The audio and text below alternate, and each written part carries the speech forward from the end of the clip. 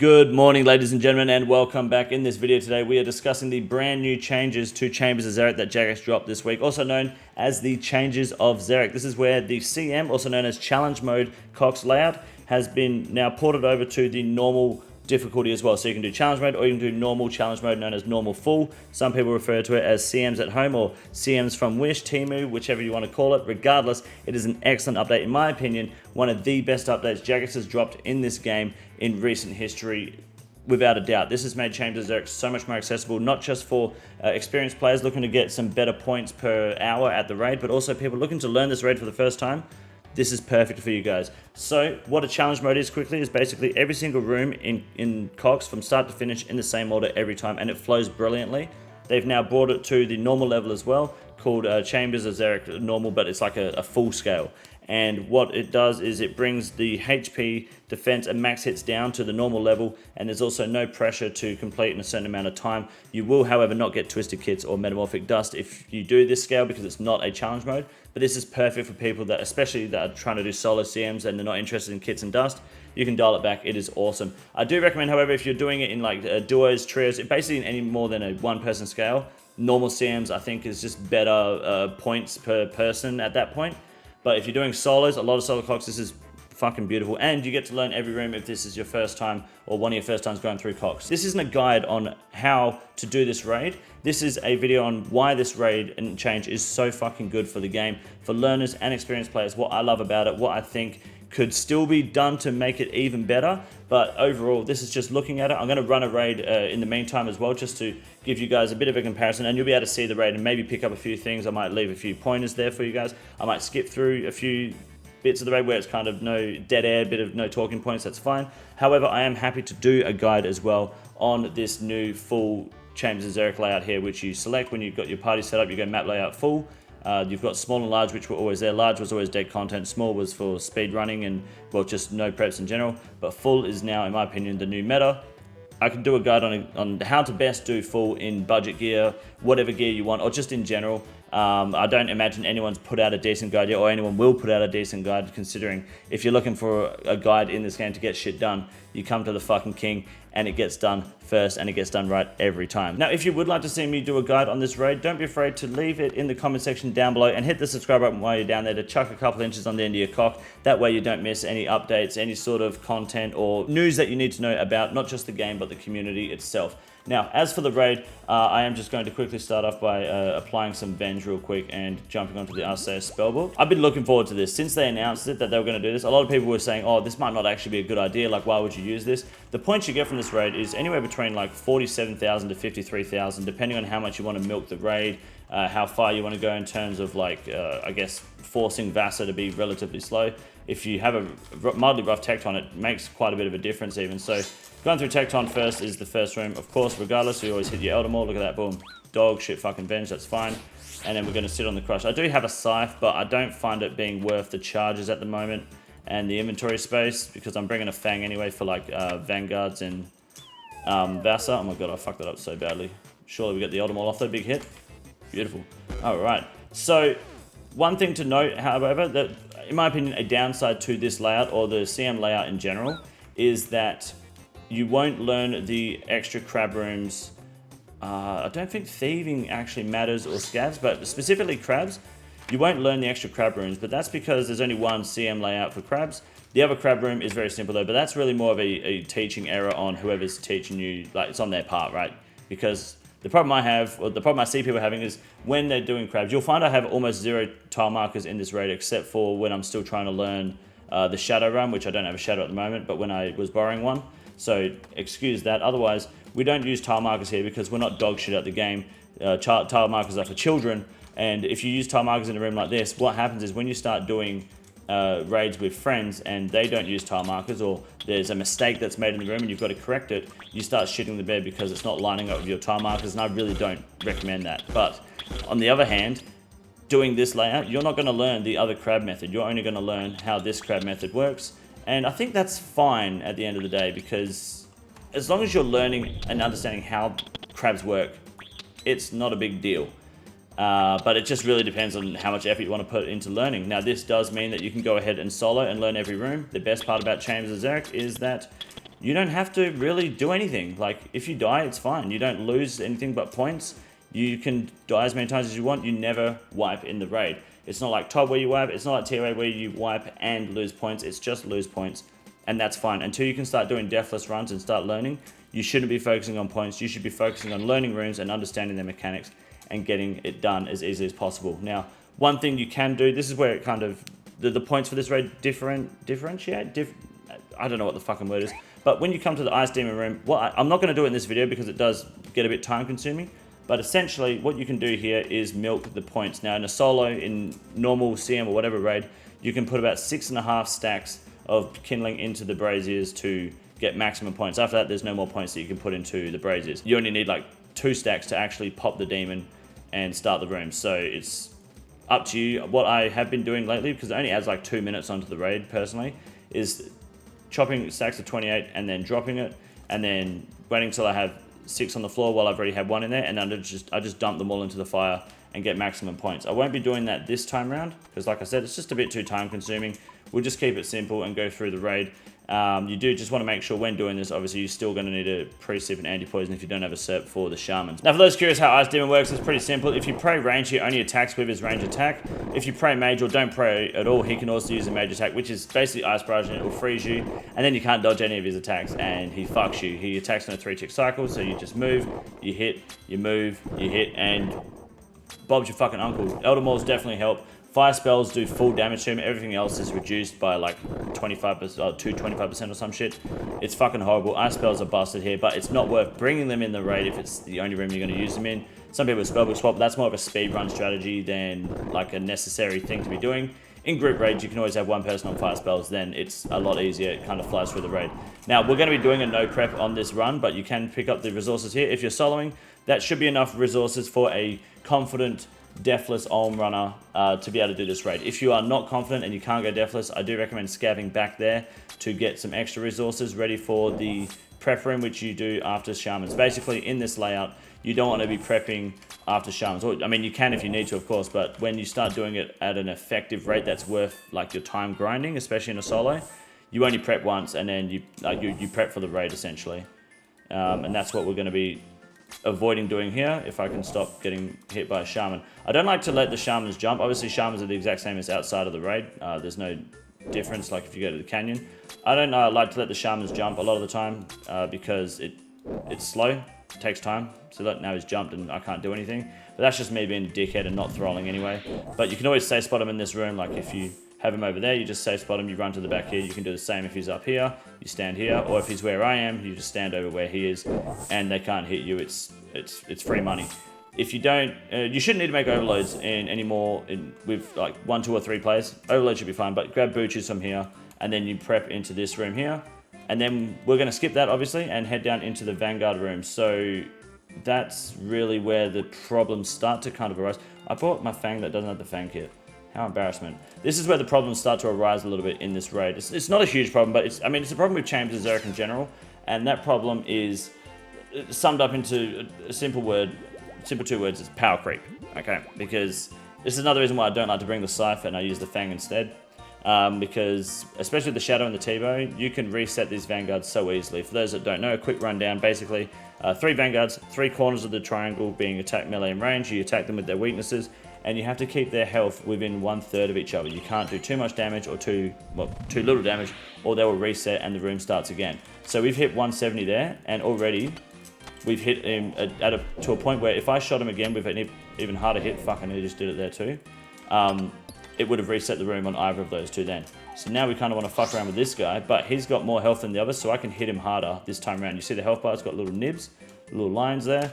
Boom, perfect. But now we don't want to hit him anymore, because if he goes past that little barrier, we reset the room. Hit him, or we hit him one more time, surely.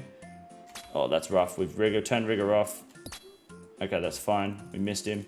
And we just hit this mage over here. Now, you notice there I stood under the Vanguard. You can only stand under the Vanguard that has rocks in front of him. That's the range Vanguard, the one that you melee.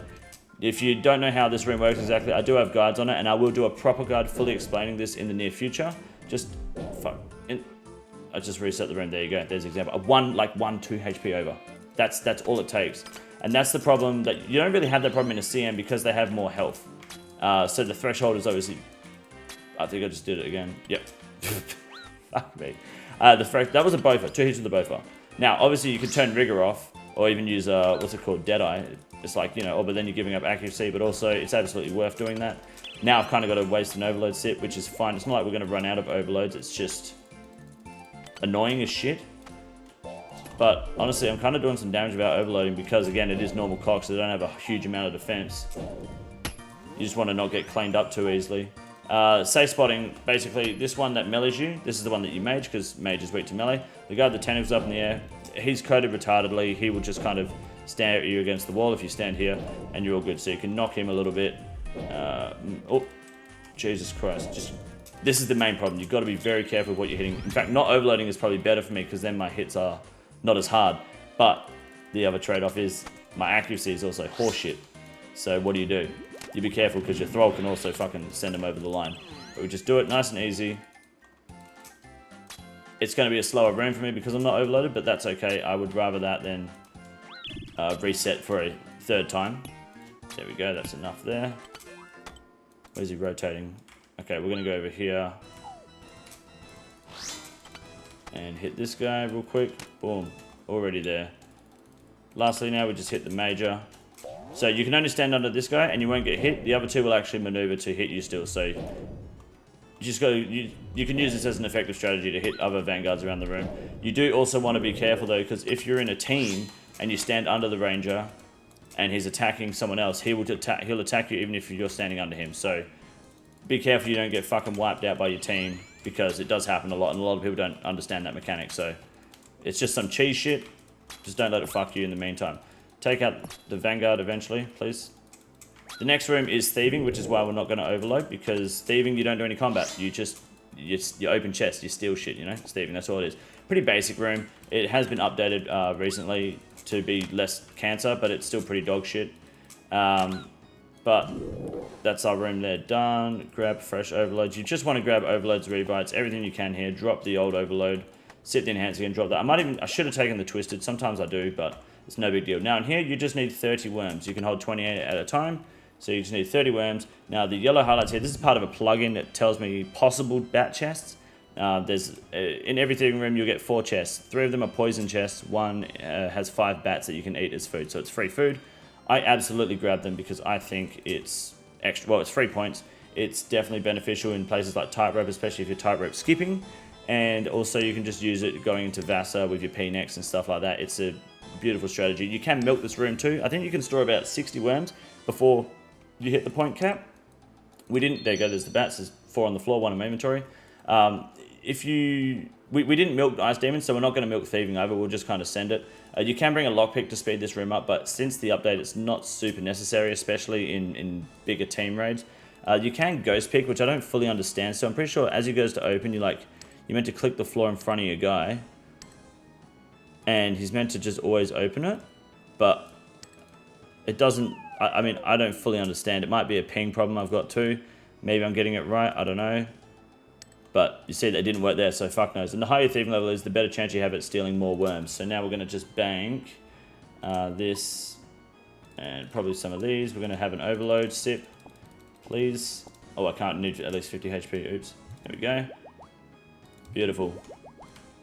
Pray Redemption, because overload takes 50 health. We're just going to leave us on 1 HP. Redemption will pop us back up nicely to where we need to be. Take the boots off for extra Vestibular. And this is one thing I love about this scaled raid now, is that Vestibular, if you don't have a T-bow or a Shadow in a CM, Vestibular is a cunt. Like, good fucking luck, dude.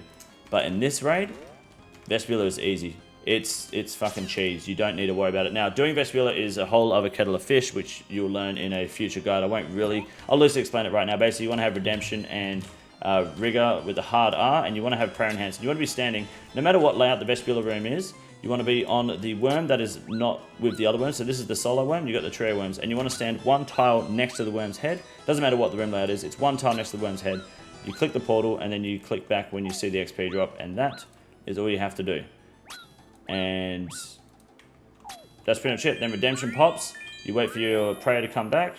As soon as you see your prayer, Redemption on, step out, flick on Rigor real quick, and Vestibular will start hitting again. Vestibular's max hit is 8 in this method. He can hit way harder if you step away from this tile, but while doing this, his max hit is 8. So he will always proc redemption, and it's an effective strategy. Now, if you miss time, or if you turn on rigor too early, or if you don't wait long enough, or if you wait too long, you can end up getting killed because he will just, well, your redemption won't proc, right? Because you'll run out of prayer.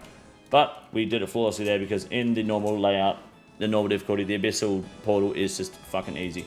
That's not even how the run was designed to be done, by the way. That's just how people figured it out, and it's just a way easier method, so like, why the fuck not? Now, tightrope skipping. This is my favorite part of like it not being a CM. This is huge.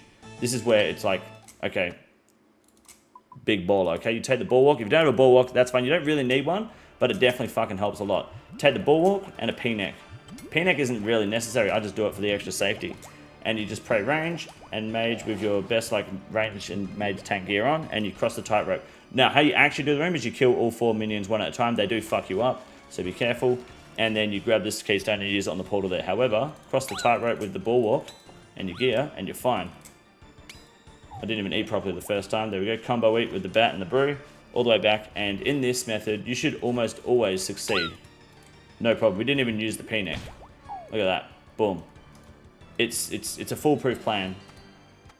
You don't need to worry about tightrope skipping. That's not how you tightrope skip in CMs. It is different. You need to be actually more careful of your HP threshold.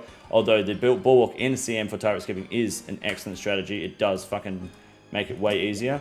But now we're going to just grab this, and we'll grab fresh restore, and I'll drink that brew just in case. I should probably grab an extra brew in case Mudded Eyes wants to be a dog. There we go. All right, we're actually kind of not doing the best for pots. Doesn't matter because Om's easy as fuck. So now you have Guardians. Guardians is pretty simple. It's pretty much the same. Like this is why I think it's so good on a normal scale. We're at 15 minutes. I've barely been trying. Like, I've reset Vanguards 3 fucking times, and we're out here still at Guardians. Like, this is flawless. This is exactly what you need. This is what Jagex should have done a long time ago. They have achieved greatness through this fucking raid just by making you allowing you to have an automatic setup. This removes the need to scout for a raid. This is a more consistent flow for a raid. This is it. It's everything we need. Now, I'm not going to use my pickaxe spec. We're just going to keep hitting fucking zeros for no reason. Or twos, even 93 mining, because I want to save my claw specs for the Vasa crystals. Normally, people would bring Venge for Vasa and Tecton and various other bosses, but I think Thrall's become more consistent, especially in Olm, especially when you don't have things like a Shadow. Man, this Guardian damage is atrocious. Please don't hit me, for the love of God. Health doesn't matter at this point because we're not venging. We just don't want to waste our pots pre-Vasa. Why the fuck? We're overloaded. How is this guy still alive? Jesus Christ. My God. There we go. Alright. Kill the Guardians. This is a fucking L room, to be honest, just in general. It's a bit slow, but we are getting there. Fucking prayer enhance. Yeah, see, that's the sort of hits we want. Big donkers. Hopefully we can get in and have Vasa teleport us before the overload goes. Oh no, overload's going to proc. So overload is 17 minutes out. 17 seconds out, sorry. In fact, you know what?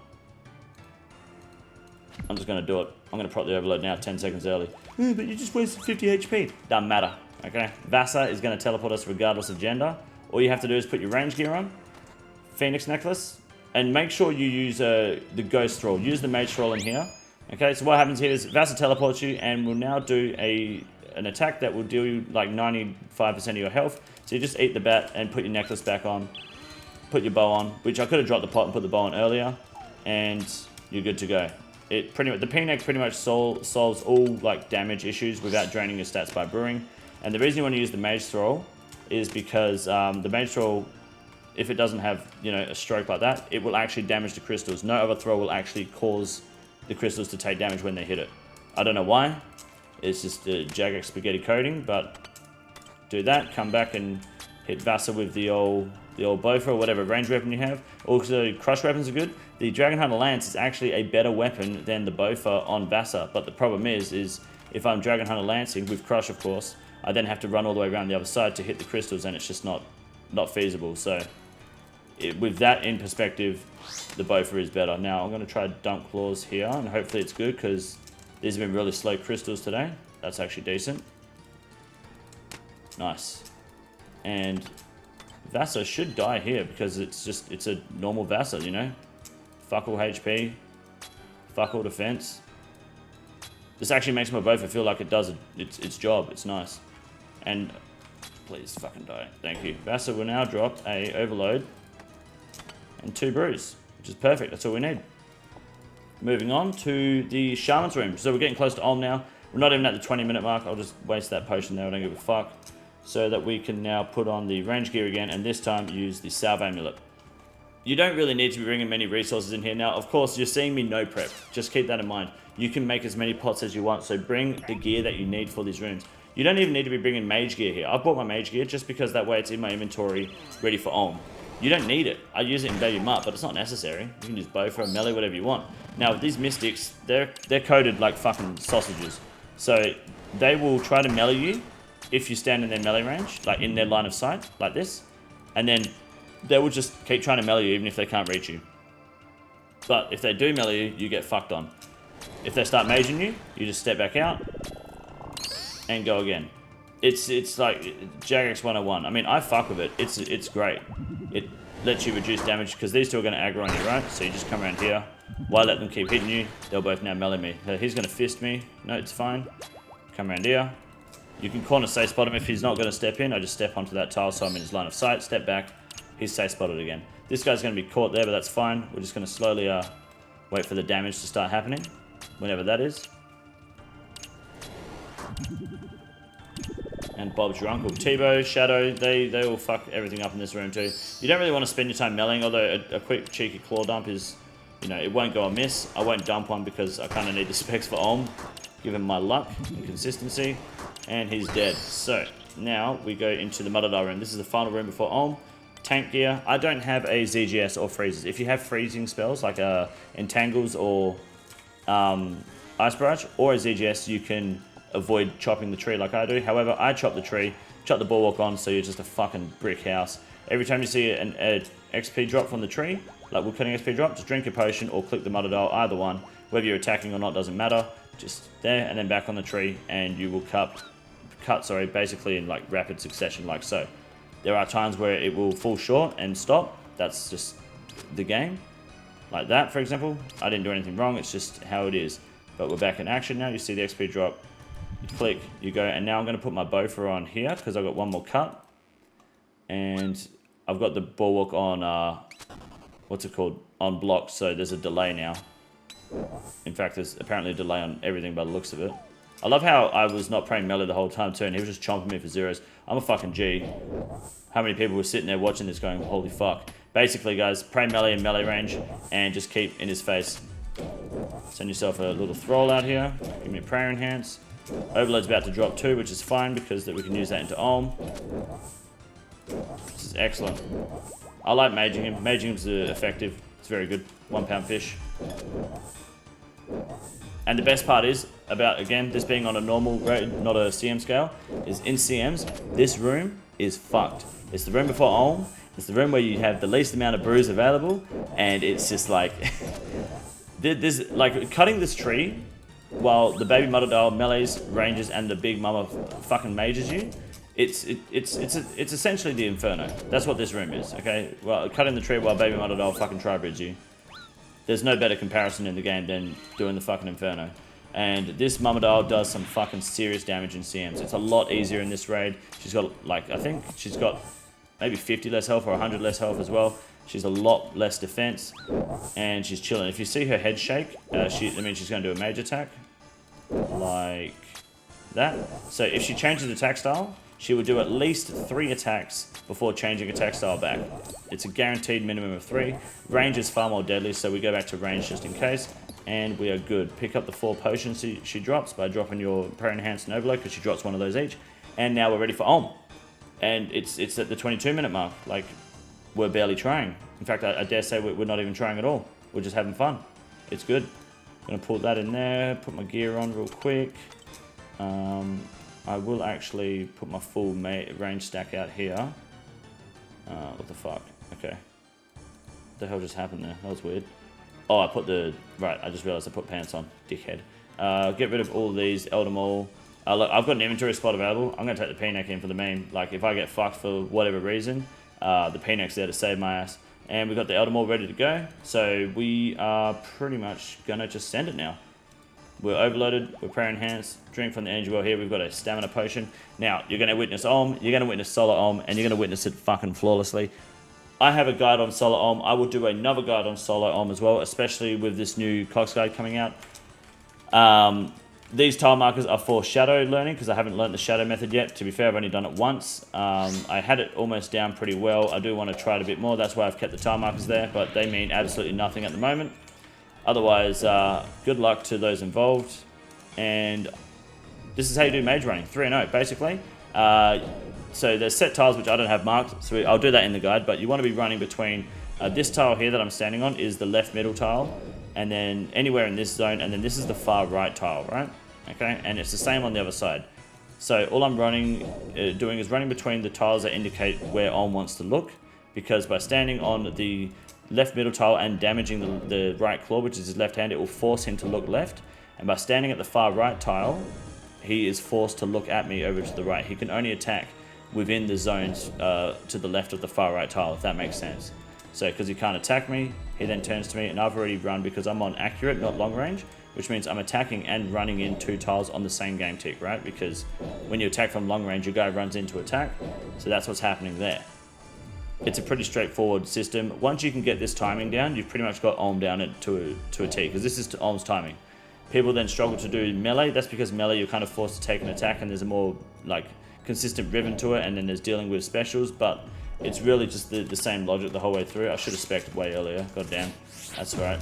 Okay, so with melee, we're going to be taking some damage, but you should just take 1 hit every 4 attacks you do. We're going to find out. Don't worry, we've got portals. I had no idea where we were set. Got a portal, that's fine. So we're going to run in now, and I believe it's a 1 special. So if he does a special attack straight away, just stay for 2 more hits. 1, 2, and then run to the far left and then back in. And basically, to keep the consistency going, you want to step out here to avoid the flame wall attack because he's on the flame phase. Oh, I didn't summon the melee throw. Right, that's my bad. That's actually not fucking good.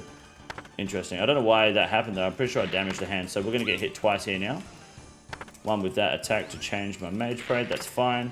Okay, so if he attacks you twice during that cycle, you'll notice he attacked me 2 times when he's only meant to hit me once. That just means, yep, flame wall, of course.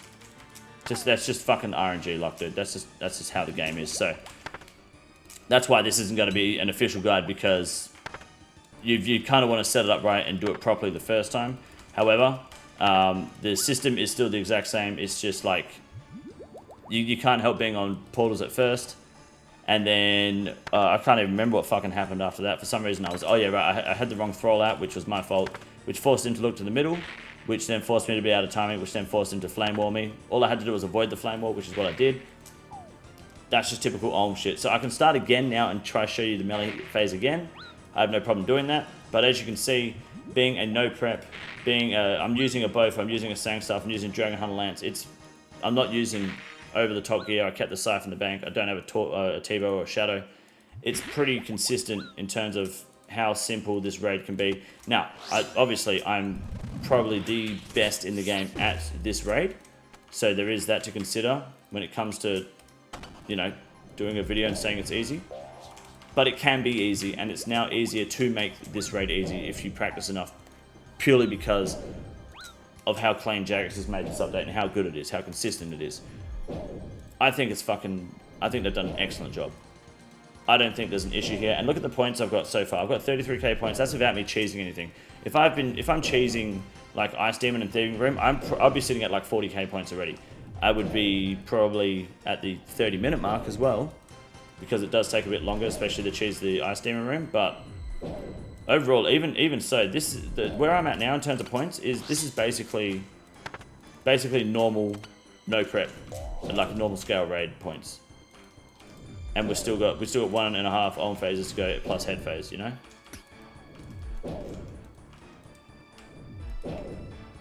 I went too early back there, that's why I got hit then. And then we're gonna risk a hit here because I don't give a fuck. There we go. Easy. Alright, start again. Unfortunately, my mage just fucking sucks. Like, I could bring a better offhand for mage, but it doesn't really matter. I know you could argue, take the boots off, like, it's full magic accuracy. I think for the most part, it's going to miss. It's going to miss. Like, the numbers don't matter, Mason. What do they mean? But we will get into, well, when we stop hitting fucking zeros, we will get into the melee cycle again. Now, the best way, in my opinion, is, well, to start the melee cycle and practice it properly is on the phase before head phase, the third Olm phase, because you can't cripple the hand, which means you can not only reset it and try again, but you can also use the way the Olm starts to your advantage. All right, here we go. Going to go in, so you want to be in the middle and you kind of want to bounce off it, right? So you're going to run in here. We don't know if we're 4-1 yet. I haven't been paying attention. I might be set already. We'll find out. Nope. Okay, that's a special there. So what we're going to do now is we're just going to do 1 attack, all right? As in, sorry, 3 attacks instead of 4. So you do 3 instead of 4. Fuck poison walking. Just keep going, you know? That's it. 3 instead of 4. You want to do 3 instead of 4 again. So you want to do it twice. All right. So basically, if the hand special comes up, like crystals, portals or lightning, you want to do 3 and 1 twice, and then you should be set in 4-1 now. See how I'm just going in? 1 attack, 2 attack, 3 attacks, 4. And then when I run to the tile there, I want to bounce off it. You don't want to be standing still at all. You can stand still on these parts, provided you're like in a decent area. But in terms of this next attack here, you want to go out and then straight back in. You don't want to stand still in the middle there. You don't want to dance with this guy because he'll fuck you up. But if you see a special attack from Olm's hand on his second attack, you just do 3 and 1 twice, and you'll be fine. You'll be set straight away. Now, if you want to practice like being automatically set and actually just kind of getting the flow of the melee hand, I can show you right now how to do that, because this is how you can do it pretty much every single Olm, no matter what. On the third phase, at the start of it, you can start straight into the melee phase, because he won't cripple his hand. Instead, he'll have that healing phase, and this gives you an opportunity to kind of just really execute a lot of damage. So all you do is straight away Elder Maul or BGS or whatever spec twice.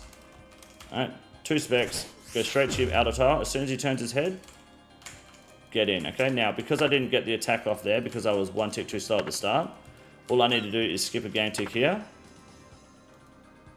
Okay, don't worry, I'm retarded. Do it too early, that's fine. Go in, do a 3 and 1. So, in my professional opinion, I think it's now best to just give up hope on trying to explain it while doing it until I do the proper guide. But I'm now in 4-1, is essentially the point. All I did was I skipped I took too long. I skipped 2 ticks instead of 1 tick because I'm retarded. I'm going to blame it on ping for no reason. And what that did was that threw my timing out, and all you have to do is a 3 and 1, and it will throw your timing back in to how it should be. Now, that's easier said than done. You don't want to kill the hand, which I nearly just did.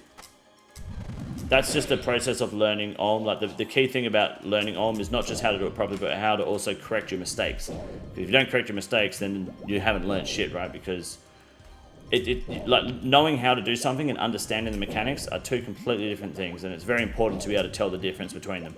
If you fuck up, you have to be able to fix it. You have to be able to stay composed, stay level-headed, and jump back into it. Now, trying to explain that at the same time, like I said, this wasn't intended to be a guide. I would have actually put tile markers down and kind of done a bit of a skybird, bird's eye view walkthrough before jumping in here. But hopefully you can kind of get the gist of how the major melee methods work now in here. The melee, you just want to be bouncing off this middle tile pretty much anytime you... Okay, thanks Olm, appreciate it, dickhead. I'm just going to long range from here for a bit.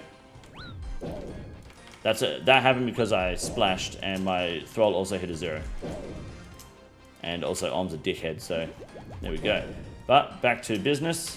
Just put it on long range so you keep hitting it, take it off long range, and you're set again. Just as Olm's head is turning towards the outer tile while I'm maging, you want to be clicking it and running in at the same time. If you can get this timing down, you're fucking sweet. There you go, boom. And then we have the head phase where we sign up and pretty much finalize the raid. Go over here, give it a quick stab, that's beautiful. Olm will turn his head based on where we're looking basically. That was a mistake. It's alright, there we go. Now it's time to range. All the way to the finish line. This is pretty simple, it's just following crystals the whole time. The crystals will do like half damage if they fall next to you, and full damage if they fall on you, but they don't have to hit the ground to damage you. They have to land at your head height. So pretend like they're actually hitting you in the face, not your character's feet, which is kind of cringe because nothing else works like that in this game. I get it's immersive and shit, but you're also fighting a giant fucking salamander, like, in a cave that's got green glowing crystals with a skeleton. Like, how immersive do we need to be, really? It's a shitty ass mechanic, but overall, like, I fuck with it. And just, as you can see, at a base level, this raid is just fucking so much more forgiving, not being challenge mode difficulty, because, like, doing a no prep like this in challenge mode with this gear, good fucking luck. Absolutely not happening. It's just, Vanguards do too much damage and have too much health. Muddidiles will just fucking kill you way too hard. Mystics are too difficult. Vespula is such a gamble. Like, I'll do, in 130, I'd say probably about in about 100 solo CMs I've done on this account with this gear, I've had to reset because of Vespula maybe like 10, 15 times. That's too many times in my opinion. Just because I run out of run energy, or I run out of prayer, or like just something goes wrong, which is more or less those things. I don't bring anything run energy related because of the new run energy changes, except for into Ulm, which I just realized I used my last dose, and we're getting about 46k points here, I think, roughly. Just over 45k points. And we get absolutely nothing. But, well, we would have had a clue scroll. Obviously, we never get purples because why the fuck would I get a drop? Are you fucking kidding me? Who are you talking to? But that is the raid, and it's that easy. Now, again, I am the most experienced and the most perfect Chambers of Zerek raider you'll ever see in the game. No one will do it better than me, and I'll contest that to the hills. So, it's not always going to be that easy for you. But learning, understanding, and just seeing how this can actually develop and help people, in comparison to a challenge mode, that was 34 minutes, 35 minutes. I had to reset Vanguards 3 times. I fucked around a little bit. I didn't go overboard with any of the rooms. We still came out with 45,000 points, which was however much percent. And I think it's perfect. I think Jake's has done an excellent job setting this up. I couldn't be happier with it. I think in terms of normal CoX, the difficulty of the rooms is it's all scaled down to an appropriate level. In the CM, I think shit's too strong for a solo. It's way easier to do trios and duos, and it doesn't matter if you die in there so much. Tie rate skipping is so much easier in this in the normal one as well, the normal full. Absolutely, I recommend giving it a go. Now, I will be doing a guide hopefully in about a week or two. I'll try to get it out next week on each of the rooms and how to go through them. I'll try to keep it as short and as sweet as possible, but it will be the guide you need to get yourself going in Chambers of Zerek, and you can use the CoX full system now to fucking send it. My name is King Condor. Don't be afraid to hit the subscribe button down below. Thank you very much, and thank you to Jarex for bringing us this great fucking update. Have a good night. This is the easiest room in the raid. It's quite simple. You got a big boy. Look at him. God damn. Fuck me. Look at that boy. It's huge.